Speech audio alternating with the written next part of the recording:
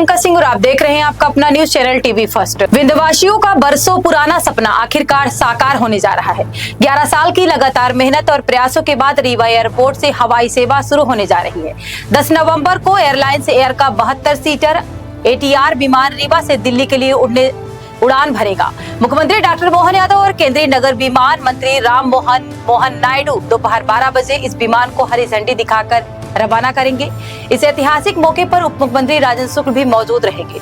उप मुख्यमंत्री ने बताया कि यह विंध्यवासियों के सपनों और उनके सहयोग का परिणाम है। रीवा एयरपोर्ट केवल इंफ्रास्ट्रक्चर नहीं बल्कि विंध्य क्षेत्र के आर्थिक, पर्यटन और औद्योगिक विकास का आधार बनने जा रहा है। उन्होंने बताया कि रीवा से दिल्ली के लिए उड़ान के बाद जल्द ही इंदौर के लिए भी वायु सेवा शुरू की जाएगी, जिससे यात्रियों को देश के अन्य शहरों से भी कनेक्टिविटी मिलेगी। उप मुख्यमंत्री ने तैयारियों की समीक्षा बैठक में अधिकारियों को आवश्यक दिशा निर्देश दिए और कहा कि 72 सीटर विमान के सफल संचालक के बाद रीवा से 180 सीटर एयरबस चलने का भी प्रयास किया जाएगा।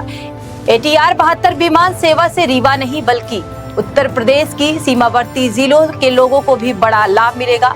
इससे न केवल क्षेत्र में हवाई सुविधाओं का विस्तार होगा बल्कि आर्थिक सुदृढ़ता और विकास की नई उड़ान भी शुरू होगी। बिल्कुल ये सपना ही था विंध्य क्षेत्र के लोगों के लिए कि कभी 72 सीटर का प्लेन विंध्य की धरती पर लैंड कर सकता है, लेकिन इसके लिए हवाई अड्डा उस अनुरूप बनाना ये बहुत बड़ी चुनौती थी। 2014 से इसके लिए जो प्रयास किया गया उसमें राज्य शासन और केंद्र सरकार दोनों से जो आवश्यक मंजूरियां, जो बजट का आवंटन, भू अर्जन से लेके प्रधानमंत्री की उड़ान योजना में शामिल करने की कवायद और उसके बाद फिर उसका निर्माण और फिर उसका लोकार्पण, ये 2014 से चल रहा है और लगभग 6 उड्डयन मंत्री इस दौरान रहे 2014 से लेके और अभी तक इनसे लगातार मेरा संपर्क रहा, मिलना जुलना, उनसे बातचीत और फिर उस विभाग में काम करने वाले अधिकारियों से भी लगातार बातचीत और संपर्क और चीज़ों को आगे बढ़ाना और अंततः जहाँ चाह होती वहाँ पे राह को निकलना पड़ता है और हवाई अड्डा बन के तैयार हुआ। IFR लेवल का हवाई अड्डा बना है ये, जिसमें नाइट लैंडिंग और सारी सुविधाएं हैं और रिफ्यूलिंग के लिए भी उसी प्रकार से कवायद करनी पड़ी थी पेट्रोलियम मिनिस्ट्री में। तो यदि रिफ्यूलिंग की सुविधा यहाँ न होती और IFR न होता तो कितना भी हम प्रयास कर लेते एयरलाइंस वाले यहाँ पर ना आ पाते, लेकिन पहले उनके अनुरूप रीवा में एयरपोर्ट बनाना और फिर उनको यहाँ पर लाने के लिए लगातार बातचीत का ये परिणाम रहा और फिर स्टेट VGF की पॉलिसी जब ग्लोबल एजुकेशन समिट हुई थी तो 14 पॉलिसी मध्य प्रदेश की सरकार ने प्रधानमंत्री जी से जो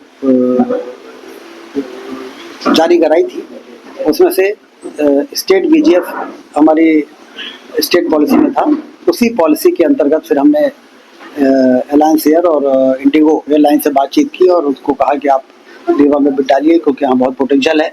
यहाँ 40 मिलियन टन सीमेंट बनती है, 15,000 मेगावाट के कोयले से बिजली बनती है, यहाँ 3 नेशनल पार्क हैं, यहाँ मैहर में शारदा माई का धाम है, चित्रकूट धाम है, हर प्रकार की संभावनाएं यहाँ पर उपलब्ध हैं। यदि आप अपना प्लेन चलाओगे तो हमेशा फुल होकर जाएगा।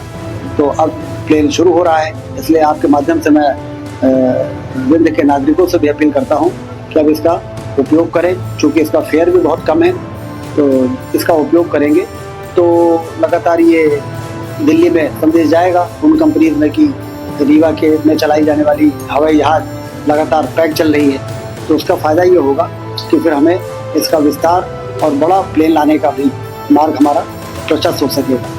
ये नियमित चलेगी कि रीवा दिल्ली रीवा वाला भी 3 दिन चलेगा हफ्ते में और रीवा इंदौर रीवा जो इंडिगो चलाएगा वो डेली चलेगा। सर, रीवा के विकास के लिए जो जिल करके आप काम कर रहे हैं, जैसे एयरपोर्ट हो गया और काफ़ी विकास हुआ है, तो आगे इसमें एयरपोर्ट में क्या विस्तार होगा?